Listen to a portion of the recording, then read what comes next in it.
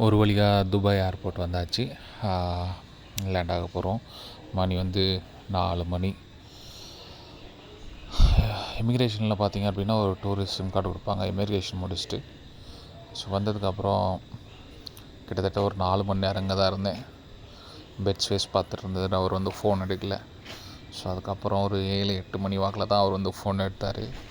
So அதுக்கப்புறம் வந்துட்டு இந்த வீடியோ எடுத்தேன் நான். ஒரு 8 மணி வாக்கில் வீடியோ எடுக்கலாமா வேணாவான்ற ஒரு சின்ன பயம் வேறு இருந்தது. அப்படியே பார்த்திங்கன்னா யூபர் பார்க்கிங் இருக்குது, அதுக்கப்புறம் ரோட் டிரான்ஸ்போர்ட் பஸ்ஸஸ் இருக்குது, அப்புறம் வந்து ஆர்டின்னு சொல்லிட்டு துபாய் டிரான்ஸ்போர்ட்டோடது வெஹிக்கிள் இருக்குது. ஸோ எல்லாத்தையும் அப்படியே வேடிக்கை பார்த்துட்டு என்ன பண்ணுறதுன்னு ஒரு ஐடியா இல்லை.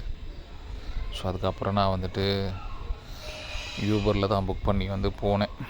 கிட்டத்தட்ட ஒரு 8 மணி வாக்கில் தான் அவர் வந்து ரீச் பண்ண முடிஞ்சுது பெட் ஸ்பேஸ் பார்த்தவரை. அதுக்கப்புறம் யூபர் புக் பண்ணி ரூம் பண்ணேன்.